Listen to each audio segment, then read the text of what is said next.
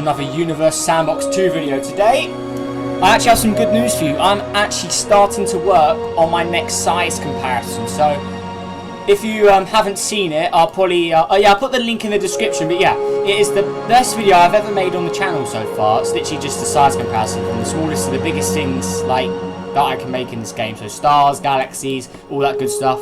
But anyways, yeah, I'll leave the links in the description. I've started working on my 2017 one, so yeah, that'll probably come out in like March, because with all the research I have to do to like get all the sizes of everything correct and stuff, because I got to add loads of like custom-made objects in.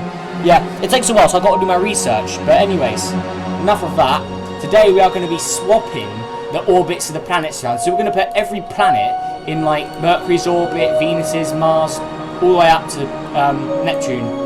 Because, like, yeah, if we go further, it's just going to be pitch black, so we can't really see much. Maybe we'll do Uranus as well, which is a dwarf planet. But anyways, let's start off right here. So we want to go to Mercury's orbit, and let's pretty much add Neptune. And in fact, actually, what we can do is we'll add Neptune here, then Uranus, then Saturn, Jupiter, and then we'll go all the way up to Mercury. So basically inverting the orbits. So Neptune swaps with Mercury, Venus swaps with Uranus, Saturn swaps with Earth, and all that stuff. So yeah, let's do that. That's a pretty cool idea.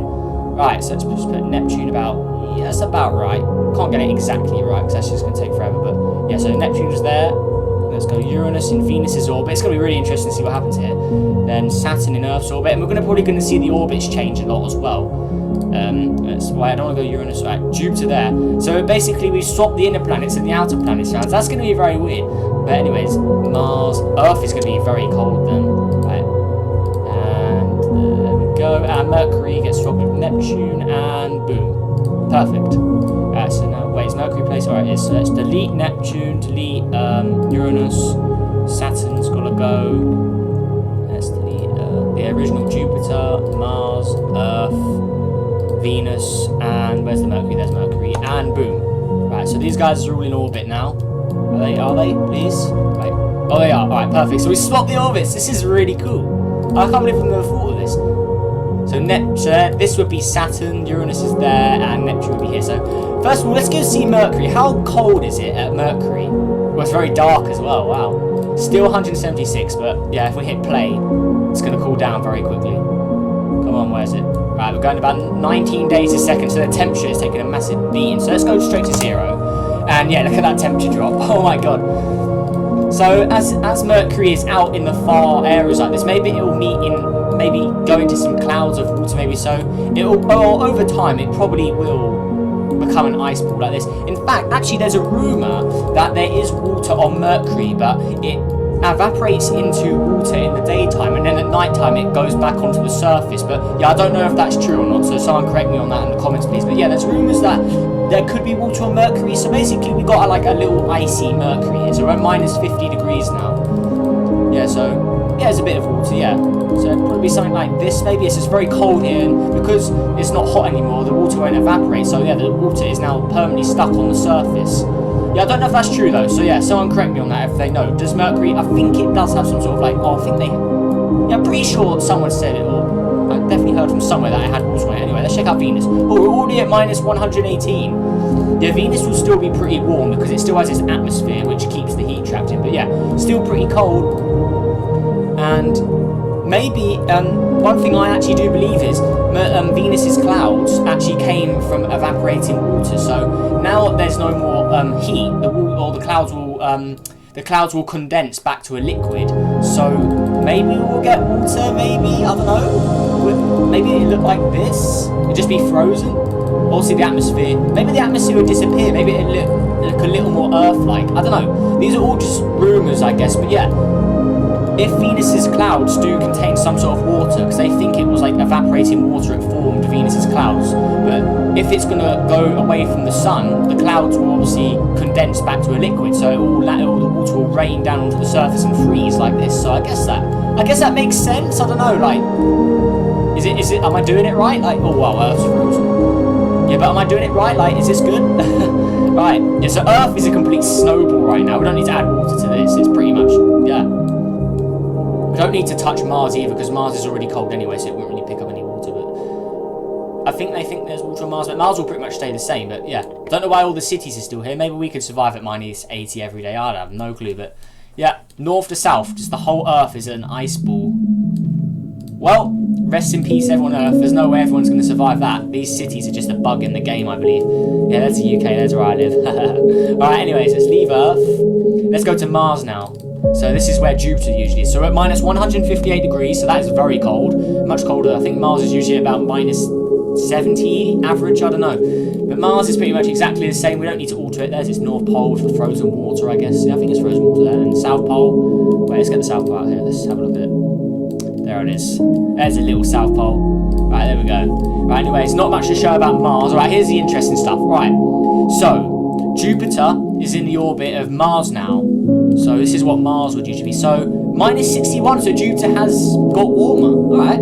Yeah, we don't really need to look much at the outer planets because they're going to pretty much stay the same appearance. They'll just get a little hotter. Right, or Saturn, this is where Earth usually is. So we are at minus 17 degrees right now. Okay. You could live there. Well, obviously not because it's a gas giant, but if we add Titan, which is a moon of Saturn, I don't know its precise distance, but actually no, we can do this actually. Actions, add moons to planet, and okay, so this is how far they normally would be. So because Saturn is closer to the sun than it usually is, yeah, because it's closer than it usually is, the sun will actually steal some of its moons.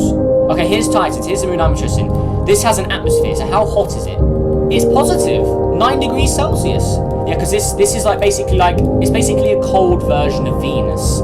Just basically because it's further out in the solar system than Venus is. All the moons, yeah, all of these moons are evaporating because then they're all getting really hot because they're not usually this close to the sun. So yeah, we've added the whole Saturn system in. So there we go. So they're all like evaporating and stuff because they're too close to the sun. And the sun is stolen some of the moons because the sun's gravity is stronger here. Anyways, back to Titan. We could probably live here if we can somehow get water on the surface. So if we just remove that, yeah, it's pretty hot right now, and I think its actual colour is like, yeah, I'm pretty sure the surface of Titan is a little more like orangey, like sort of this colour. Wait, yeah, I think the colour of it is like that. Yeah, it's like an orangey yellow sort of colour like that. So if we could add water on here, oh, it's evaporating. That's not good, but yeah, if we could add water like that. Why is it not going to the liquid? Why are we at minus 40 again? Okay, I don't know what's happened there. Okay, that's very peculiar actually. I don't know what's happened there. But anyways, it was at 10 degrees or 9 degrees. It's split. Yeah, I don't know why it's freezing like that. Wait, what the heck's going on? Wait, what if I remove the water? Wait, if I just remove that again? Wait, what? Oh no, it's increasing again. Okay, that's very weird. Is that a bug? I don't know. If you add water, it seems to get cold in temperature again. Okay, that's very peculiar. I don't know about that. Very strange. That is very, very strange. Why is it getting colder?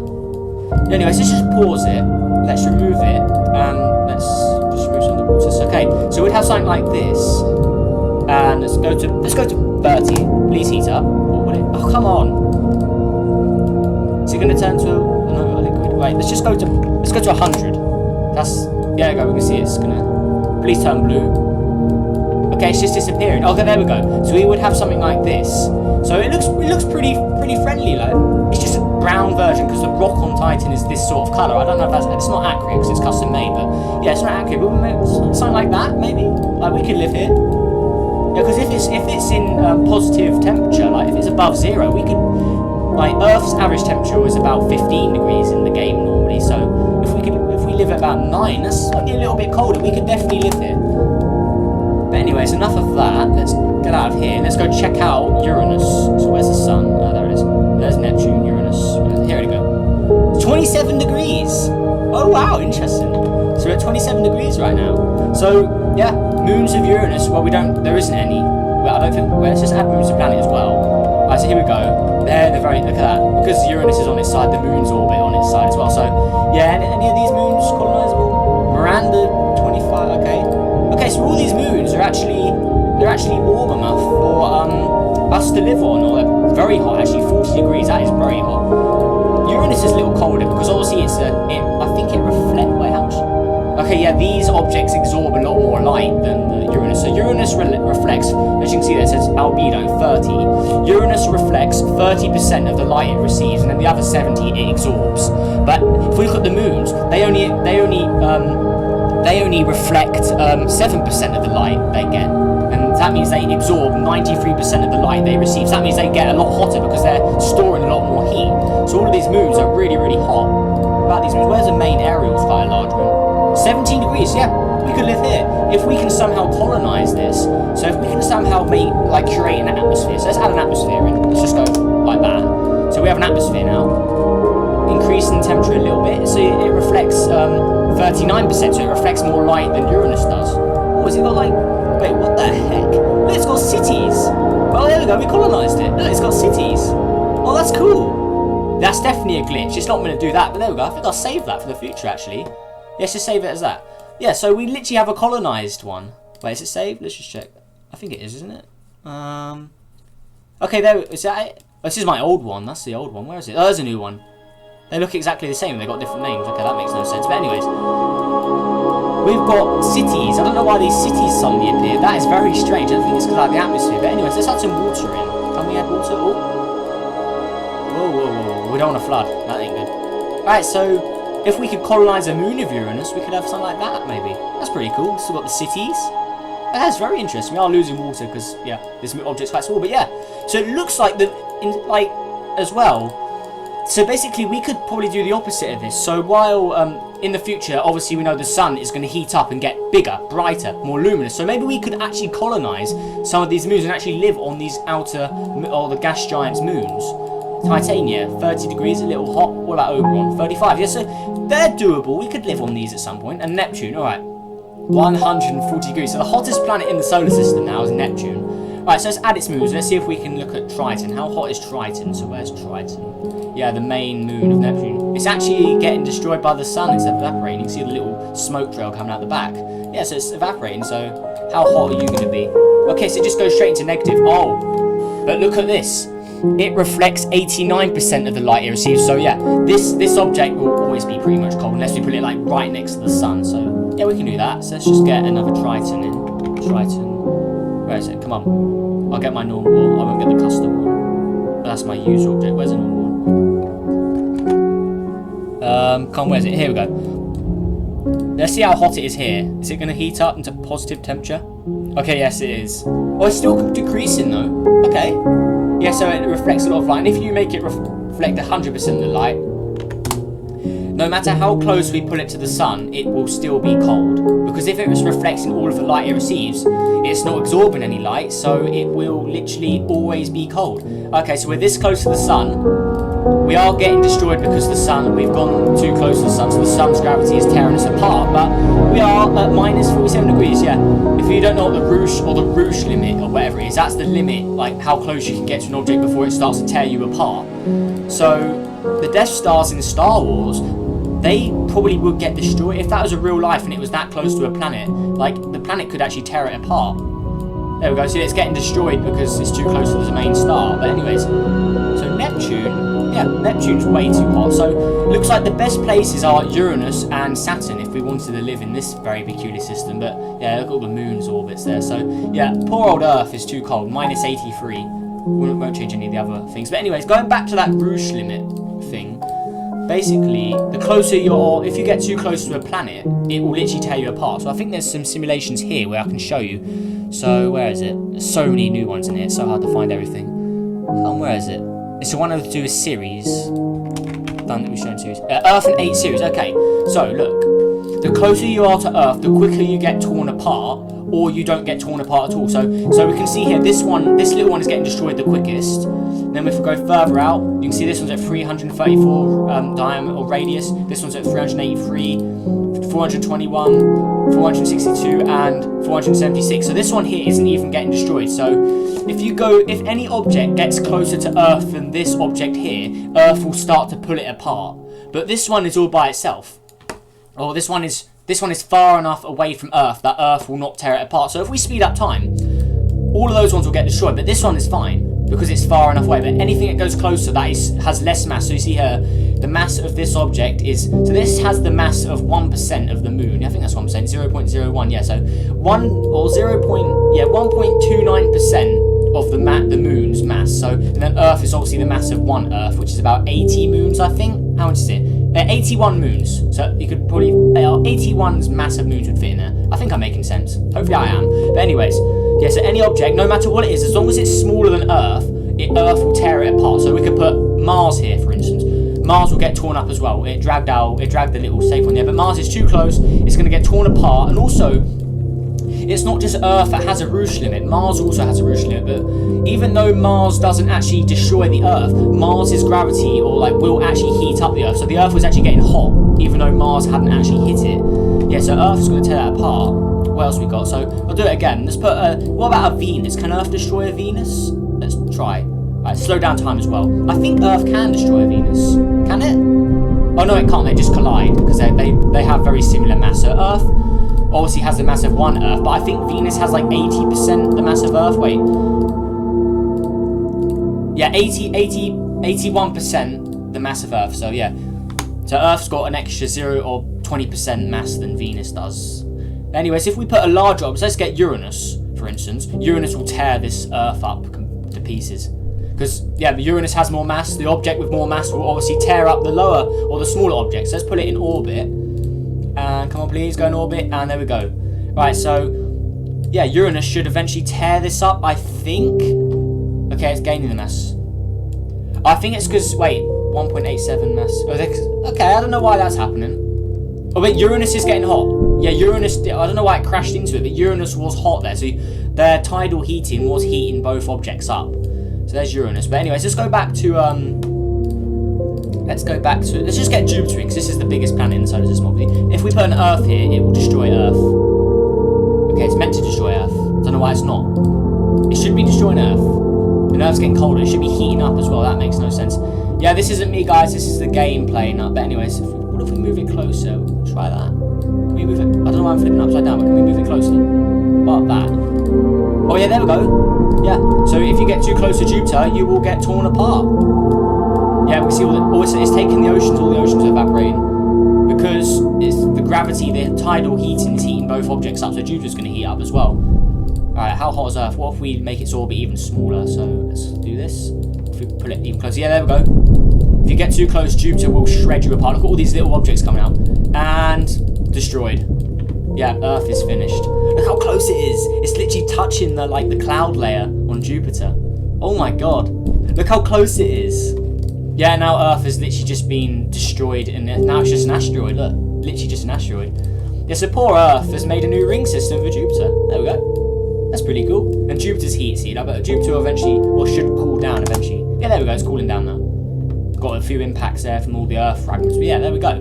Yeah, so if you get too close to any planet, you will eventually get torn up. But unless you're going straight full speed. So the reason why Mars doesn't get destroyed here is because Mars is travelling way too quickly for Earth to destroy it. Like it hits Earth before Earth fully destroys it. But anyways, I think that will do it for this episode. So that's what the Roche limit is. Wait, let me just get, in fact, to be a little more professional, let's actually get the actual definition of what a Roche limit is. So let's just quickly search it on my phone. Come on, please. Fingerprint scanner, please work. Right, so going on the phone. So my definition was like how close you are to a planet. Like if you get too close, you'll get torn apart. But anyways, let's quickly go to right. So Roche limit. Right. I think that's how you say it. Right, come on. Oh, Roche limit. So ROCHE. So okay, I was right. So the Roche limit or Roche limit is the minimum distance to which a large satellite can approach its primary body without being torn apart by tidal forces. So, it also says if they have similar mass or similar composition, they won't get destroyed. Or it's like something like that. I think that's what it said. But anyways, yeah.